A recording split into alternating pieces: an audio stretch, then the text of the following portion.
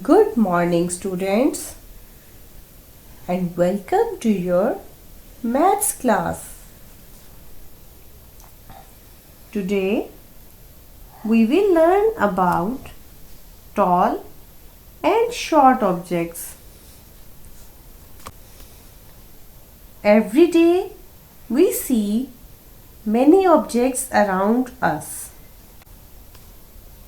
Some of them are tall, some of them are short. Let's see some examples.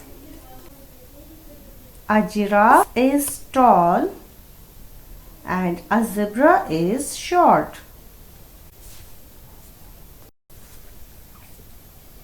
Light pole is tall and a candle is short.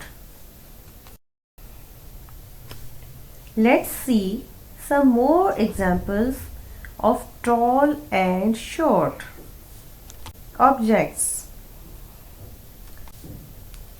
A man is tall and a boy is short.